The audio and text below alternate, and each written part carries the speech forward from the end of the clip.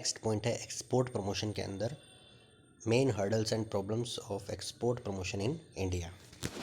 उससे पहले हम एक छोटा सा पॉइंट ले लेते हैं। फॉरेन ट्रेड पॉलिसी जो लिखी हुई है 2015 से 2020 चल रही है अभी, उसके क्या टारगेट्स हैं।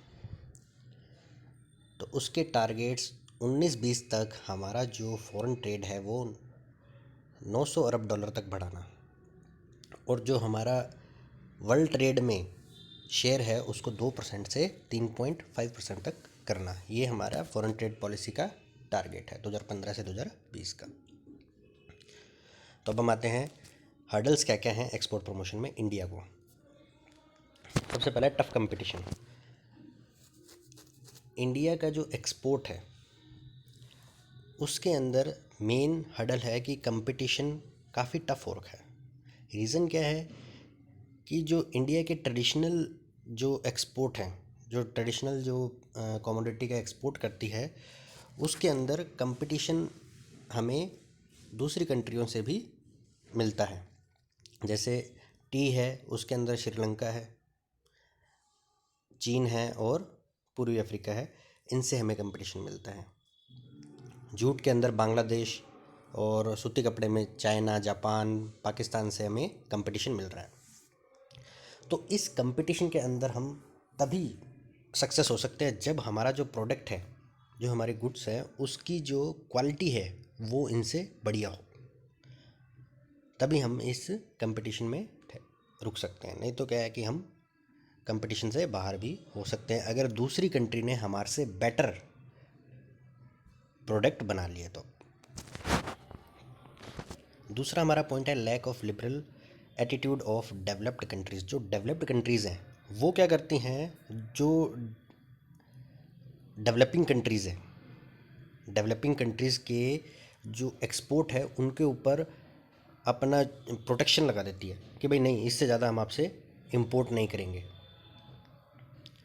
या नेचर उनका रिगिड हो जाता है कि नहीं, हम इनसे माल नहीं लेंगे।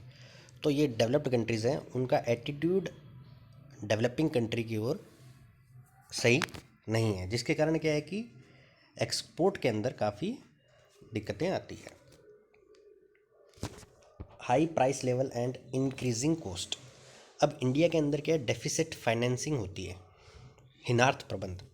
हम पहले भी डिस्कस कर चुके हैं। हिनार्थ प्रबंध क्या होता है कि जब सरकार को बजट के अंदर घाटा हो जाता है, यानी घाटे का बजट सरकार बनाती है, तो फिर वो उसकी फाइनेंसिंग कहाँ से करती है, आरबीआई से करती है। यानी आरबीआई से नोट छापती है। अब नोट छापेंगे तो क्या होगा, मुद्रा यानी मनी जो है वो मार्केट में आएगी। पैसा अगर मार्केट में ज़्यादा आएगा तो इन्फ्लेशन होगा। अब उसके कारण क्या होगा, हमें अगर पैसा मार्केट में ज़्यादा आएगा, इन्फ्लेशन बढ़ेगा, तो इम्पोर्ट है उनको बढ़ावा मिलेगा।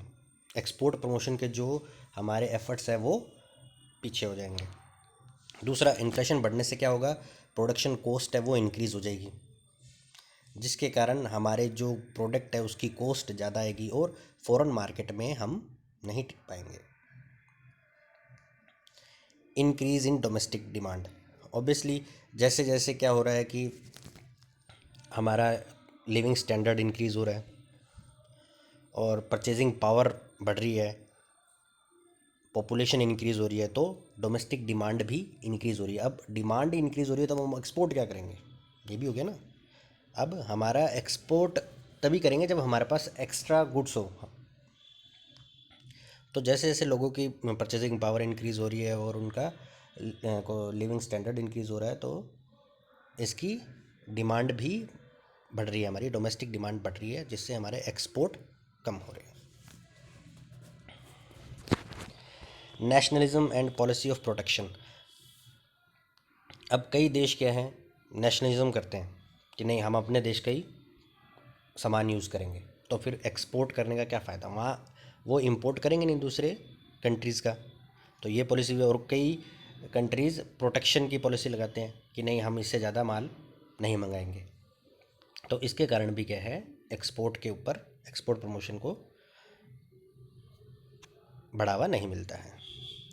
इंक्रीजिंग रीजनलिज्म, यानी कि जैसे मान के चलो ये गठबंधन बना लेते हैं, मान के चलो इंडिया श्रीलंका और बांग्लादेश ने एक गठबंधन बना लिया कि नहीं, हम आगे से जो ट्रेड है आपस में ही करेंगे, बाहर से माल नहीं मंगाएंगे, किसी दूसरी कंट्री से माल नहीं मंगाएंगे, जो हमारे तीनों के पास अवेलेबल है हम उसी को ही इम्पोर्ट या एक्सपोर्ट करेंगे, अगर कम पड़ेगा तब हम दूसरी कंट्री से मंगाएंगे। तो इस हिसाब से क्या है कि काफ़ी कंट्रियाँ अपना एक ऐसा गठबंधन बना लेते हैं, जिससे क्या है कि दूसरी कंट्रीज़ वहाँ पे माल अपना एक्सपोर्ट नहीं कर पाती हैं। कच्चा माल आधुनिकीकरण की समस्या।